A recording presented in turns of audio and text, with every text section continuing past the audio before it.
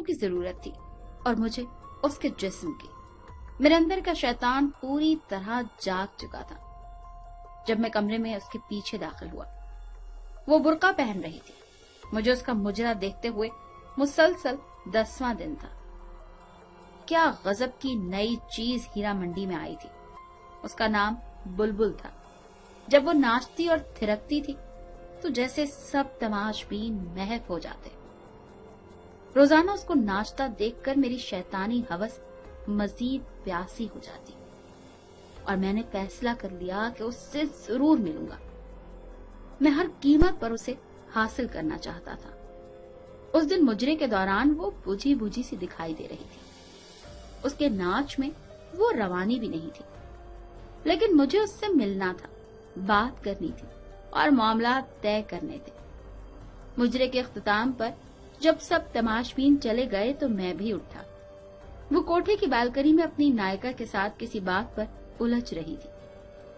दरवाजे को थोड़ा सा करीब हुआ तो मैंने सुना कि वो उससे रो रो कर कुछ मजीद रकम का मुतालबा कर रही थी, मगर नायिका उसको धुतकार रही थी और आखिर में गुस्से में वो बुलबुल को अगले दिन वक्त पर आने का कहकर वहां से बड़बड़ाती हुई निकल गई। बुलबुल को पैसों की अशद जरूरत थी। ये जानकर मेरे अंदर खुशी की एक लहर दौड़ गई। चेहरे पर शैतानी मुस्कुराहट फैल गई कि वो जरूरत पूरी करके मैं उसके साथ जो चाहे कर सकता हूँ। मैं उसकी जानिब बढ़ा। उसका चेहरा दूसरी तरफ था और वो बुर्का पहन रही थी। पास जाकर जब मैंने उसे पुकारा तो वो मेरी तरफ मुड़ी। उसका चेहरा आंसुओं से तर और बर्फ की मानंद ऐसे सफेद था जैसे किसी ने उसका सारा खून निकाल लिया हो। उसकी ये हालत देखकर मैं चकरा सा गया और उससे पूछा कि क्या हुआ है, वो ऐसे क्यों रो रही है। मेरी तरफ देखते हुए वो चंद लम्हे खामोश रही और मेरे दोबारा पूछने पर घुटी घुटी आवाज में बोली, माँ मर गई। क्या? जब मुझे उसकी समझ नहीं आई तो वो बेख्तियार रोते हुए दोबारा बोली कि आज मेरी माँ मर गई। इस जवाब से जैसे मेरे मुंह को ताला लग गया। मेरी शैतानी हवस जिसको पूरा करने के लिए मैं उसकी जानिब आया था मुझसे मीलों दूर भाग गई। तो तुम यहाँ क्या कर रही हो? मैंने गुस्से और हैरत से उससे पूछा। कफन दफन के पैसे नहीं है मेरे पास, इसीलिए मैं मुजरा करने आई थी, मगर नायिका आज पैसे ही नहीं दे रही। कहती है बहुत मंदी है, तमाशबीन कोठे पर नहीं आते, जो आते हैं वो पहले की तरह कुछ लुटाते नहीं। वो कह रही है कि ईदी वालों से अपनी माँ के कफन दफन का इंतजाम करवा लो। इतना कह के वो बुर्का पहनकर कोठे से बाहर निकल आई। मैं भी उसके पीछे चल पड़ा। मैं तुम्हारी माँ के कफन दफन का बंदोबस्त करता हूँ। वो चंद लम्हे मुझे मशकूक नजरों से देखती रही और फिर खामोशी से मेरे साथ बैठ गई। गाड़ी टकसाली से बाहर निकलते हुए मैंने बुलबुल से उसके घर का पता पूछा। वो इलाका मेरे लिए नया नहीं था, कई बार मैं वहां से गुजरा था। मैंने गाड़ी उस तरफ मोड़ दी। सारा रास्ता वो खामोशी से रोती रही। मेरे पास उसको तसल्ली देने के लिए अल्फाज भी नहीं थे। कुछ देर में हम बुलबुल के घर पहुंच गए। ये छोटा सा एक कमरे का घर था। सहन के बीच में चारपाई पर उसकी माँ की लाश एक गदले कंबल में लिपटी पड़ी थी। सहन में बल्ब की पीली रोशनी वहां बसने वालों और घर की हालत चीख चीख कर बयां कर रही थी। चारपाई के पास दो बूढ़ी औरतें बैठी थी। एक की गोद में 7-8 माह का बड़ा गोल मटोल और प्यारा सा बच्चा खेल रहा था। आधी रात होने आई थी। जैसे ही बुलबुल घर में दाखिल हुई, वो बूढ़ी औरतें बच्चा उसे सौंपते और देर से आने की वजह से नाराजगी का इजहार करते हुए वहां से रुखसत हो गईं। बुलबुल बच्चे को लेकर कमरे की तरफ गई। बच्चा बहुत बेकरार था और फिर वो उसकी छाती से लिपट गया जैसे सुबह से भूखा हो। क्या ये बुलबुल का बच्चा है? ये एक नया इंकशाफ था कि बुलबुल शादीशुदा भी है। चंद लम्हों बाद वो कमरे से बाहर आई। मुझे यूं ही खड़ा देखकर फिर कमरे में गई और एक पुरानी कुर्सी उठा लाई। सेठ जी माजरत, मेरे घर में आपको बिठाने के लिए कोई चीज नहीं है। वो कुर्सी रखते हुए शर्मिंदगी से बोली। मैं सर हिलाते हुए उस कुर्सी पर बैठ गया। कुछ समझ में नहीं आ रहा था कि कहाँ से शुरू करूं। तुम्हारा असल नाम क्या है बुलबुल? फिर मैंने उससे पूछा। वो चुप रही, शायद बताना नहीं चाह रही थी। अफशा, میرے دوبارہ پوچھنے پر اس نے آہستہ سے کہا، بہت افسوس ہوا تمہاری ماں کی وفات کا۔ وہ خاموش رہی۔ تمہارا باپ، بھائی کوئی ہے؟ اس نے خاموشی سے نہیں میں سر ہلایا۔ یہ بچہ تمہارا ہے؟ اس نے پھر خاموشی سے ہاں میں سر ہلایا۔ تمہارا شوہر کہاں ہے؟ چند لمحوں بعد وہ بولی، چھوڑ گیا۔ تم ہیرا منڈی کیسے گئی؟ تم مجھے ناچنے گانے والی تو نہیں لگتی۔ اب وہ نظریں اٹھا کر مجھے دیکھتی ہوئی بولی، سیٹھ جی، قسمت وہاں لے گئی۔ گھر میں کوئی مرد نہیں تھا، ایک بیمار ماں اور بچے کی ذمہ داری تھی۔ کہیں اور کام نہیں ملا تو نہ چاہتے ہوئے بھی مجبوراً یہ راستہ اختیار کرنا پڑا۔ کچھ عرصے تک نائکا نے ناچ گانا سکھایا اور پھر دھندے پر بٹھا دیا۔ وہ مجھے مجرا کرنے کے روزانہ 200 روپے دیتی ہے اور ساتھ میں تماش بینوں کا بچا کچا کھانا جو میں گھر لا کے اپنی ماں کو کھلاتی ہوں اور خود بھی کھاتی ہوں۔ برقعے میں آتی جاتی ہوں جس سے محلے میں کسی کو پتہ نہیں چلتا اور ایک بھرم قائم ہے۔ سیٹھ جی، ایسی کتنی ہی بے سہارا گمنام لڑکیاں معاشی حالات کے ہاتھوں مجبور ہو کر ان کوٹھوں پر ناچنے پر مجبور ہیں۔ آپ لوگوں کو کیا پتا وہ کتنی مجبور ہو کر یہ قدم اٹھاتی ہیں۔ کوئی لڑکی اپنی خوشی سے یوں سب کے سامنے اپنا جسم، اپنی عزت نیلام نہیں کرتی۔ جو لڑکیاں ایک بار اس دلدل میں گر پڑتی ہیں وہ بس پھر دھنستی ہی چلی جاتی ہیں اور پھر اس میں ہمیشہ کے لیے ڈوب جاتی ہیں۔ یہ سب کچھ بتاتے ہوئے افشاں کے لہجے میں بے بسی اور بے چارگی تھی، جیسے وہ کسی ناکردہ گناہوں کی سزا کاٹ رہی ہو۔ میں کچھ دیر اس کے چہرے کو دیکھتا رہا، پھر پرس سے چند نوٹ نکالے اور اس کے ہاتھ میں تھماتے ہوئے بولا، کل اپنی ماں کی تدفین کروا لینا اور بچے کے لیے کچھ خوراک اور گھر کے لیے راشن پانی لے لینا۔ وہ اتنے سارے نوٹ ایک ساتھ دیکھ کر حیران ہو گئی۔ کیا ہوا؟ میں نے اس کو یوں چپ دیکھتے ہوئے پوچھا۔ سیٹھ جی، مجھے ان روپوں کے بدلے کیا کرنا ہوگا؟ وہ ڈرتے ڈرتے پوچھ رہی تھی۔ شاید یہ سوچ رہی تھی کہ نوٹوں کے بدلے سیٹھ پتہ نہیں کب تک اس کا جسم نوچے گا، کب تک اس کو سیٹھ کی رکھیل بن کر رہنا پڑے گا۔ اس کی یہ بات سن کر مجھے اپنے آپ سے اتنی نفرت ہو گئی کہ میں خواہش کرنے لگا کہ زمین پھٹ جائے اور میں اس میں سما جاؤں۔ مجھے احساس ہوا کہ میں ذلت اور اپنے کردار کی پستی کی آخری حد کو چھو رہا تھا۔ میں اس بے حس معاشرے میں ایک تنہا اور بے سہارا لڑکی کی مدد کر رہا تھا، مگر وہ اس کو بھی ایک ڈیل کے طور پر سمجھ رہی تھی۔ شاید جہاں سے میں اٹھ کر آیا تھا وہاں پر جانے والے لوگوں سے بغیر کسی وجہ کے مدد کی توقع کی ہی نہیں جا سکتی۔ میں نے لرزتی آواز میں جواب دیا، تمہیں کچھ نہیں کرنا پڑے گا اور تم اب کوٹھے پر مجرا کرنے نہیں جاؤ گی، اپنے گھر میں رہو گی۔ ہر مہینے تمہیں منی آرڈر مل جایا کرے گا۔ تم نے کرنا بس یہ ہے کہ یہ جو بچہ تمہاری گود میں ہے اس کی تربیت کرو، ایسے کرو کہ یہ ایک دن بڑا ہو کر تمہارا سہارا بن سکے۔ یہ جو رقم میں بھجواؤں گا یہ تم پر قرض ہے، اور جب تمہارا بیٹا جوان ہو جائے گا، ایک قابل انسان بن جائے گا تو تم مجھے واپس کر دینا۔ افشاں حیران اور پریشان کھڑی مجھے دیکھ رہی تھی۔ اس انسان کو جس کے سامنے ابھی وہ ناچ کر آئی تھی، وہ اسے ایسی باتیں کر رہا تھا۔ پھر وہ بے آواز رو پڑی۔ مجھ سے وہاں رکا نہیں گیا۔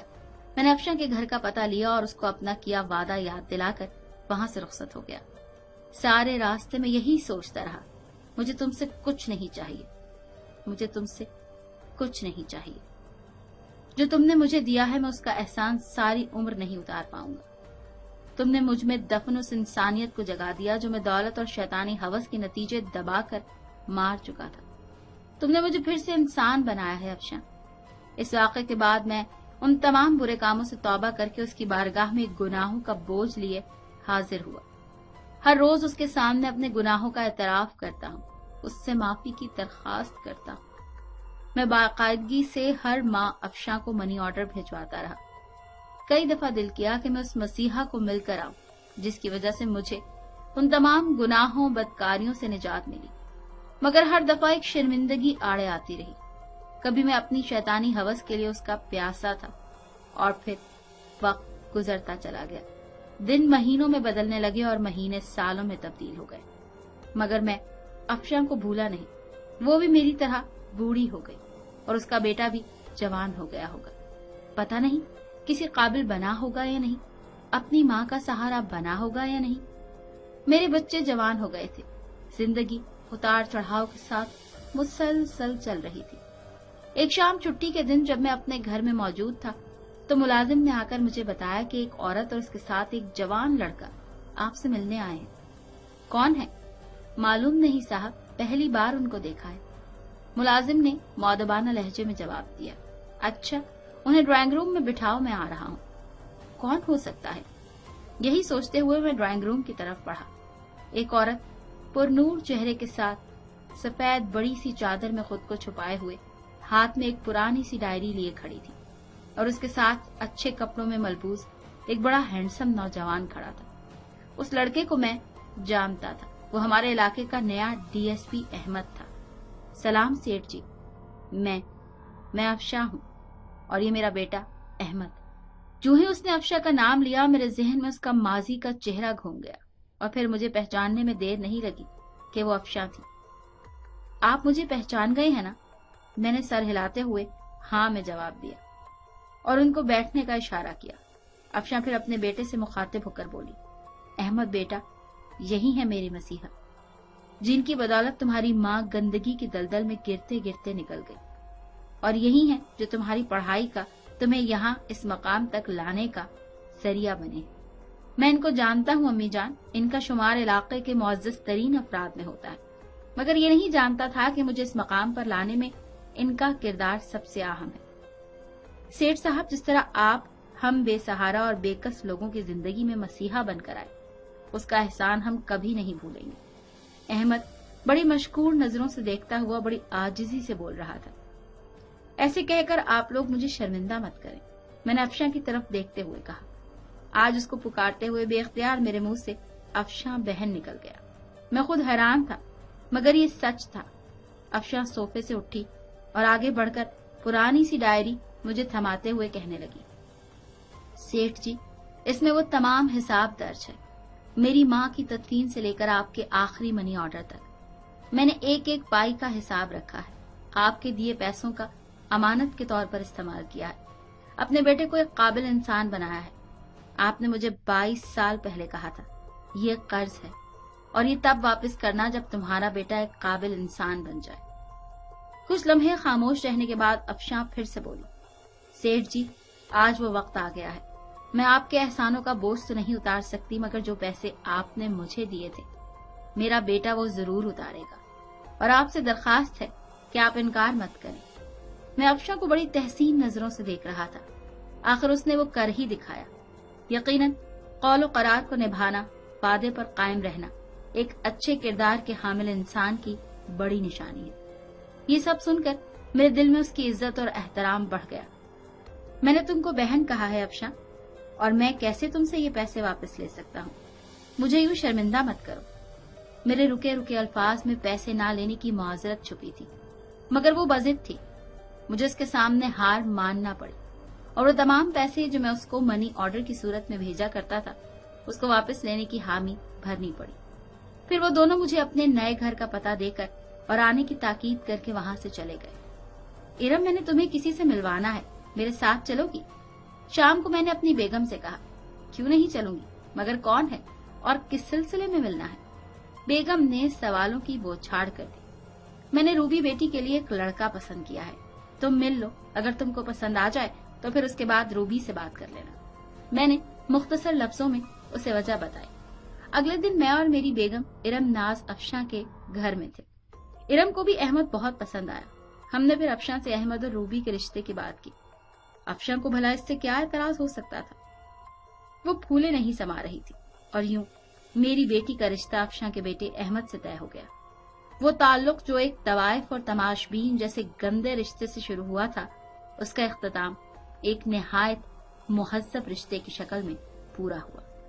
یہ سچ ہے کہ ہر انسان کو قدرت سدھرنے کا موقع ضرور دیتی ہے، کبھی گندگی کے ڈھیر سے اس کو ایسا سبق سکھا دیتی ہے، کبھی دو بھٹکے لوگوں کو ملا کر سیدھے راہ پر لے آتی ہے، اور انسان ساری زندگی اسی کے مطابق گزارنے کو فخر محسوس کرتا ہے۔